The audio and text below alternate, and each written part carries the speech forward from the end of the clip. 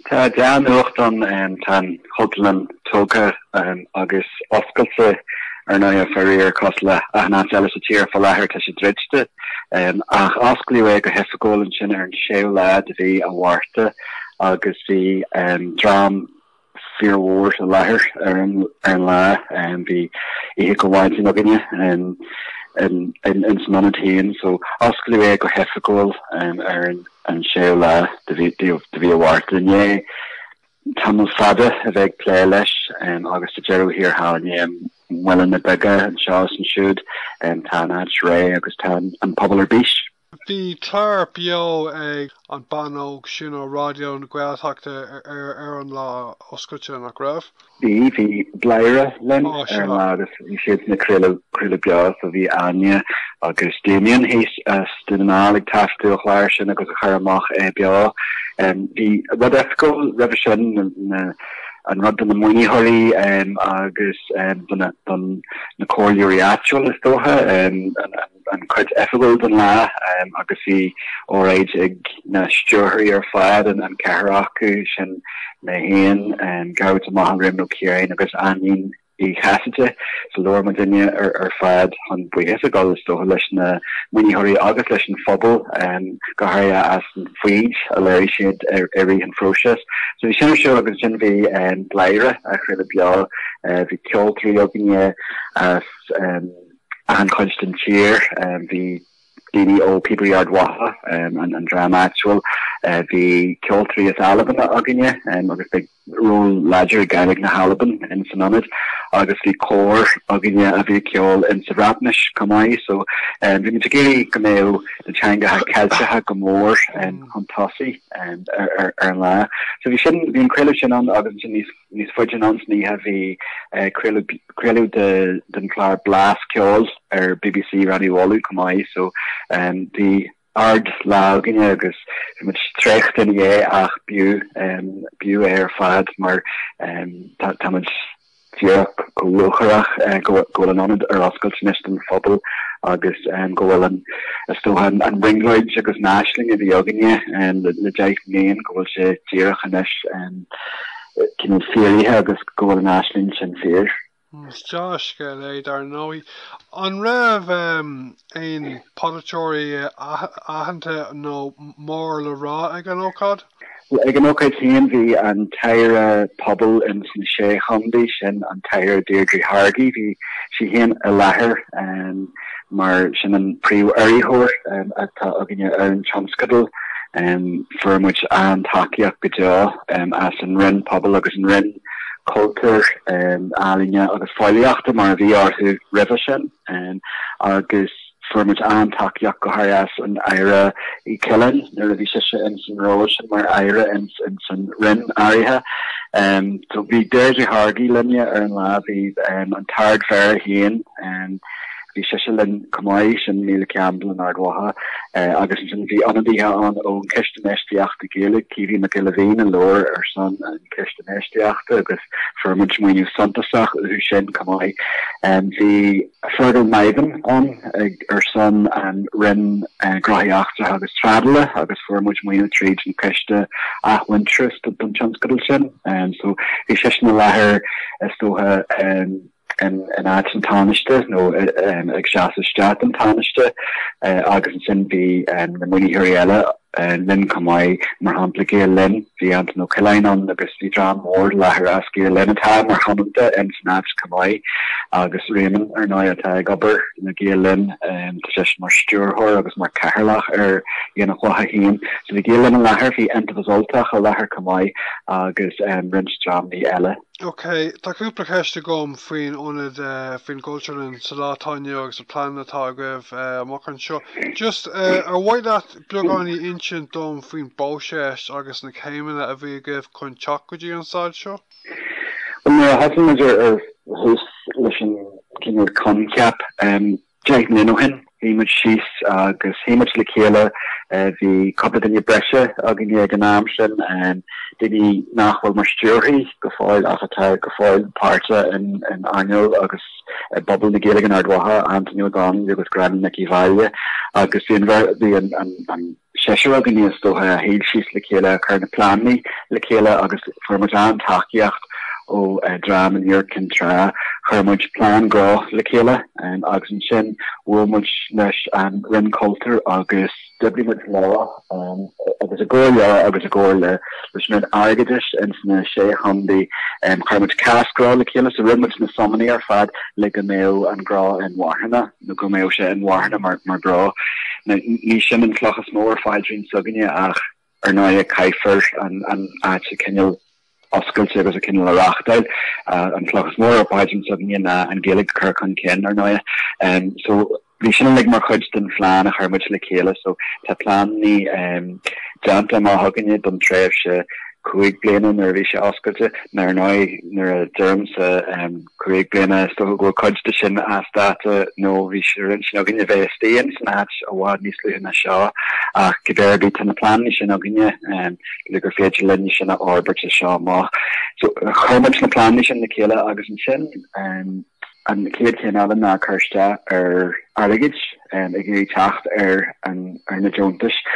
so firmas an takeíocht ar fad ón céad tús ó ceisteisteach i Gaeilge agus ón rin culture agus támuid có buíoch sin den dádram sin agus den na muí ar éig ach éad sin cin le sprágmuid le lans na ra agus le níos mó chuirtu so much leis na muí háirí chuirmuid éirtas le chéile sin chuirmuid éirtas heag dram ní difriúla an sasan fiú formuid airigid as coupla dram as Garfield Western Fund agus hannig siad sin ar cuairt agus bhí muid a paispins iad hardrod watha hannig an cóile áitiúil hagann agus haispin siad áit dún the áit aimsí agann agus bhí muid réil baguriste ar réil leis an taló cenach go dtí gur hannig an cóile agus dúirt sé gur siad sásta an sean station dáin ar lá ag an am sin a chóirtún mar ina chuir sacu an sa Bunscoil so an sin hasmuid díú an fiú sin agus ar a chéile chuirmuid dram ailtreachta le chéile chuirmuid na daoine proficient le chéile agus bhí go leor cruníthe bhí boardstúr an ceiste stúrtha board Bunscoil ar mór taon board an bhá so bhí go leor cruníthe agus go leor mintuirsci le cinenne agus mar sin ach sa dearú hir hall hannig muid ar an lá oscailte agus stocha gur máscan idir foiisiú agus luchar agus brod aine cehar atá farca gur éilen techt cofadan seo agus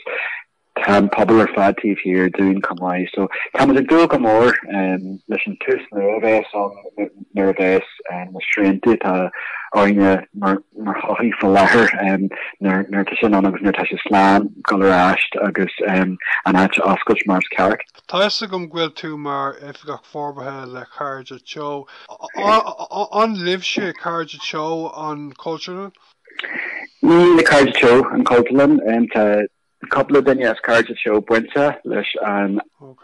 agriocht tá buinte glóirníil leis Cleamairí anin I Casa Aibreáin sí le glóirníil is if gach forbaí le glóirníil agus stocha gur leá Cleamairí linne ach an rud tam dinne gur agus John a dúirt mu ar lá oscailte ní lomsa mar Seán Ó Maoilsté ní lomsa mar Cairde Teo an Cultúrlann is leis an phobal ar fada so tá a géala go mé an pobl ar fada ag muid úsaide as ag chur tuairs inachir den áit ag chuirniuil go bhil a bheith siú agus fiú rachtail imachtaí uaire tá a géala go mé daoine le smaointí nua abal de háachtaiste agus rudí a rachtail tá rinse rudí tá seomí áirithe atá chuiriste mar chuid den phláán tá trí eile an so ar an bhaile tá ife go bhhain an tá an siopa a bhí aganine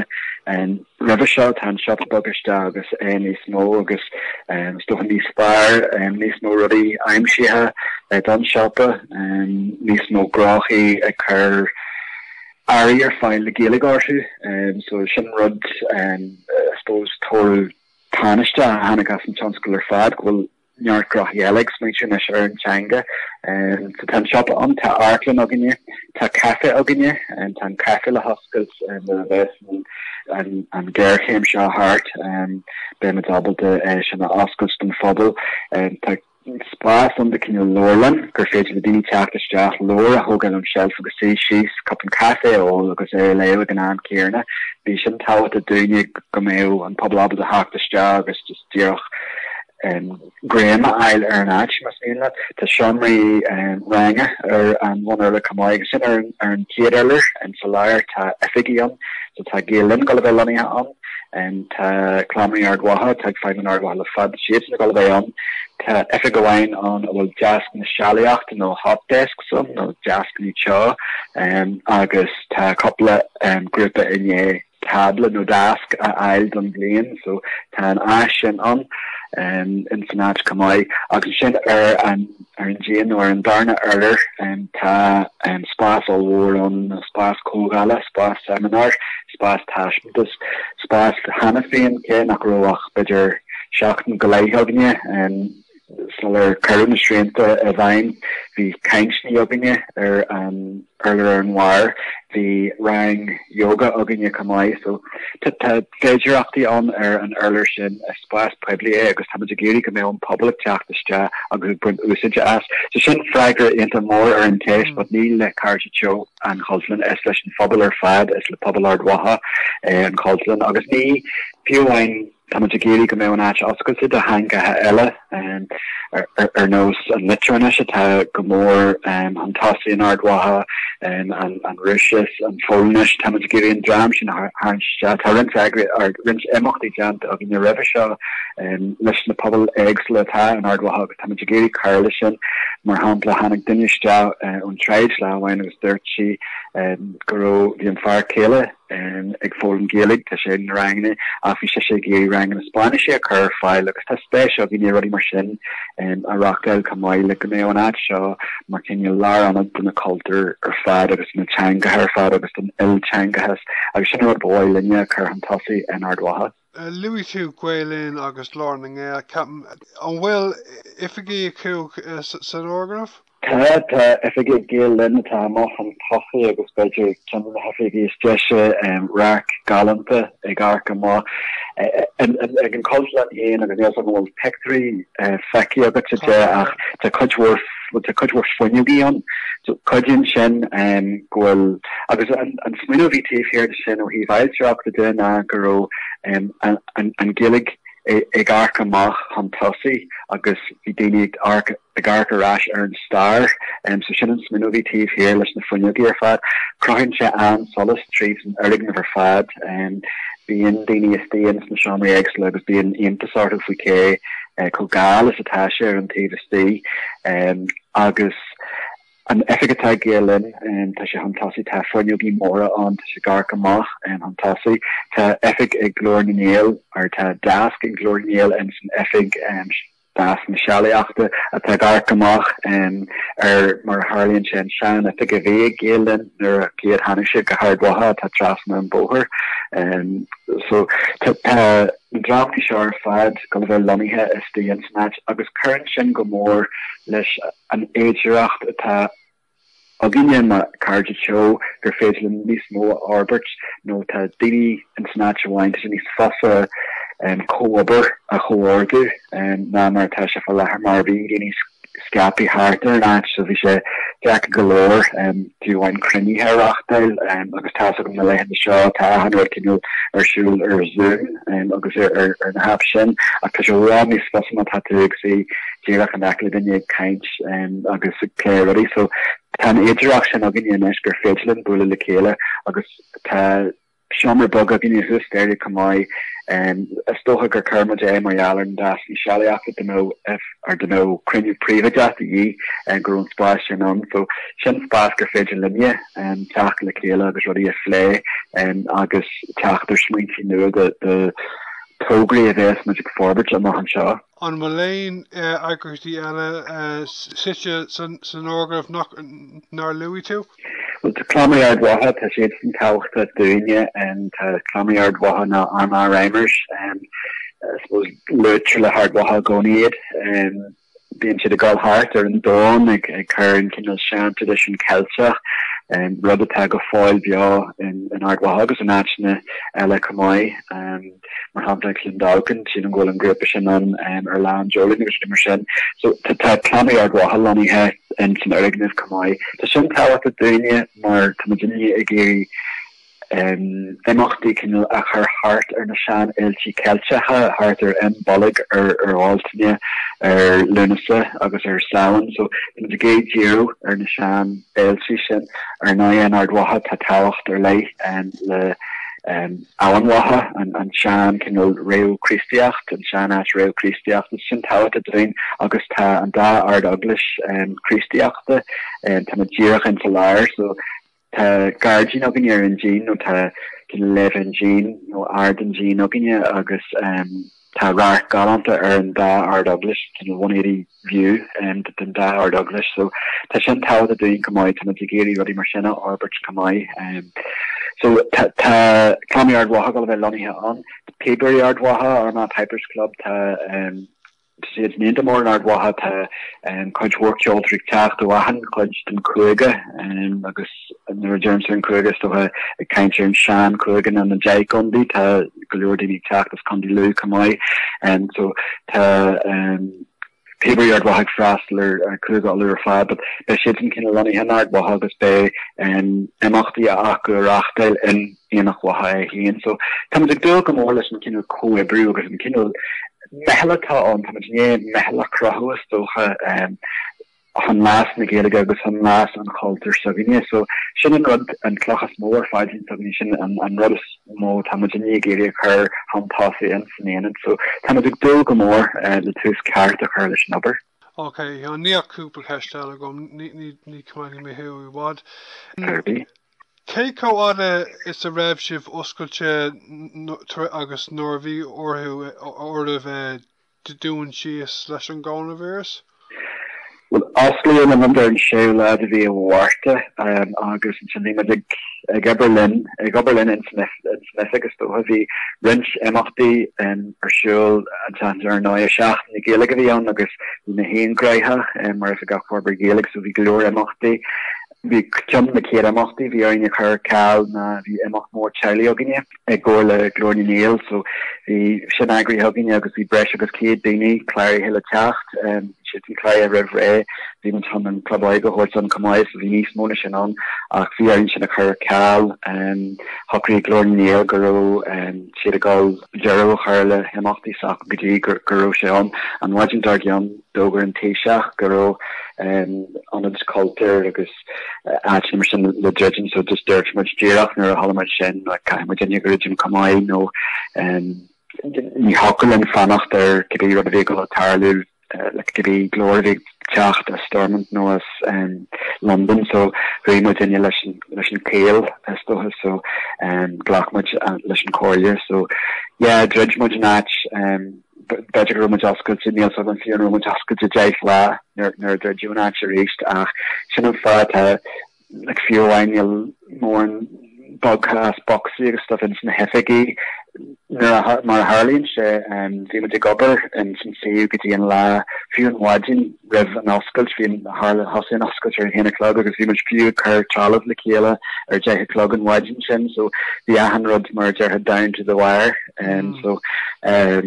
tá rudí le soccer go fáil mar hapla an cafe ní bhfuir muid fiú na platin an na copain go fáil so tá siad san legáirdaithe so nervous an Gaercé an hart be mu géireú ar sin agus a géirí an as cinile chur a dul chéile so na mbeadh sé oscailte mar is ceart an pobl. Is deasca ag bhfuil sé oscailte is agus scoil neart áisin an tá swinmh go háir go pásanta faoi cafe agus an siopa. Tá an sim gom sa siopa atá goibh chun satá gáir leis an siopa an ná raibh go dtí le déanaine leis an siopa sin sa náit nua? Mar Harlín sé bhí anracht ar lá oscailte héan Mayagar an Erid St. Dini Stay and Snatch vi Kujwar Kurtry of Inya, Dini as Balashta, and so vi Dini as Bal first as Balya Clea, Hanig Drab Moors, Monahan, Agus, and as na County a Hartine, and I Hishin, the Winter Ard Waha, like honest, so, the Angelahan and Lash and Oxenson, and a Rechacht in the Gaeilge, and the Galore, Dini Kirstesh, and Ash na Chagisk, and so Jail Galore Lord he is remember sin. Agus send the Chairde Teo mBráithre, so the Cultúrlann already a Jail mBráithre agus ready jazz is ready Noah and snatch. Ta Bia actual no kinno han Bia, but mer hampla ta su ta jantan art wa has jantic dinja actual agus lipidir fire in Gaeilge and the vinegar janta cider vinegar janta go hatcho kamoy agus lipidir fire skill agus the Angelahan or already shin marker shit no agus go ding giri Seacht already actual so the Gaeilge han Maoilsté agus shin Seacht go toban Hanig Gerald Lurodi and Grey Ella Tavin Jensen Shoppa agus is stoha the an ordi stay but Curwer Cali agus the boys near her and which two slash na hardia and I can punch in my ag or much go grow Rodiella and Lyle Phádraig and Janabich Tilenchi Erdenu and so because we're doing a curve to Tilenchi the Veg Haihu and some more hills and some fried and a hard or Wahan Lyle Phádraig after Naya Curl and fried or Cal agus Gigolo on the Knuckle Coos Curhalish na Tilenchi agus na Haiti or Fad so Ta wedi show go foil mar hapla be muid ag John Kenla ag Cur Parson or Kenla da near Baiste dun Baiste hen so ta sinner show go foil stage sin yanu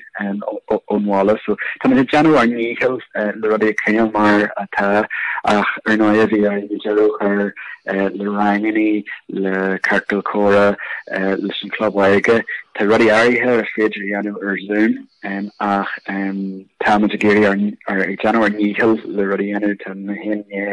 Bonrang hasu the Amani Howard Waha ta rang ella ugum and Bonrang ella ugum agus sin ta man rang ugum sir Zoom hasu new so Tamagiri Clee and agus a stager ernoya ta she nis Jackra Butchin Martan Sealinish agus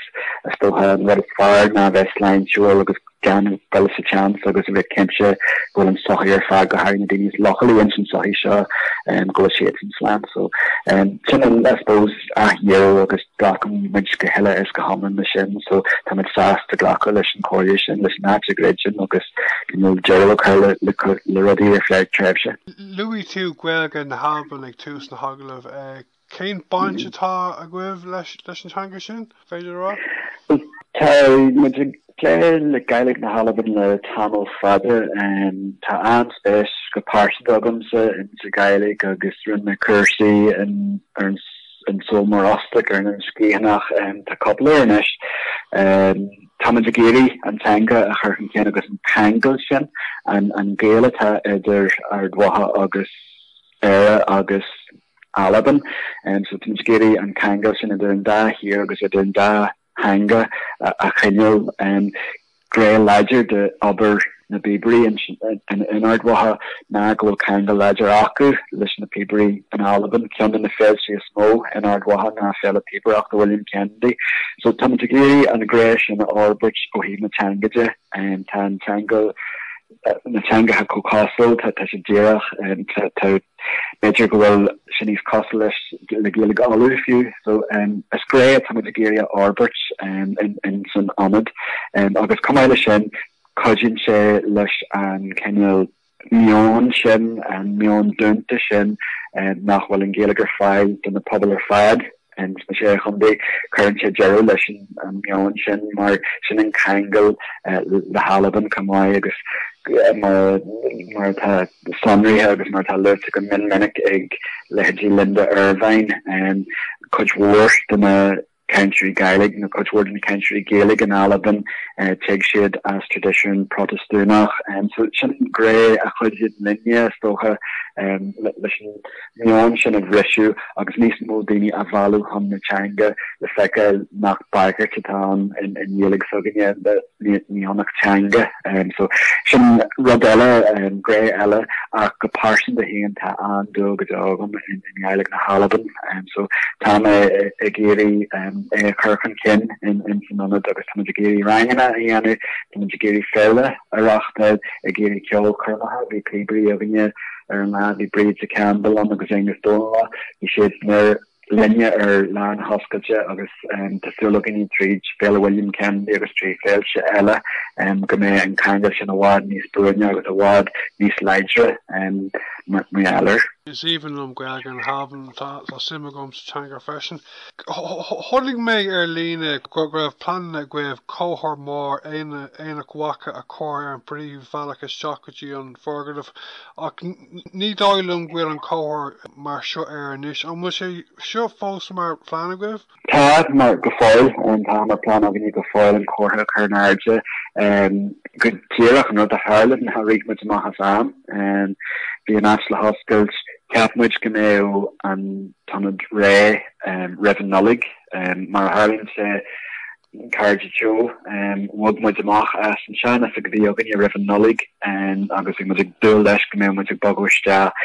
Better Hand Tirach Pusni Anner but Bureg me Anner Ach the couple of me Brescia and with the Bogwatska hatch so the much good less Gameo much stay in Synonid Gameo Madabaga and Corha Carnards like an option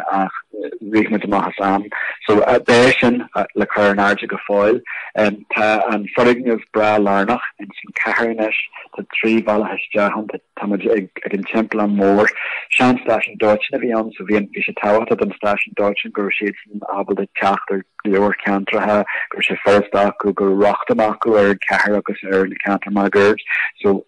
Marshin the second to no Teggy to and go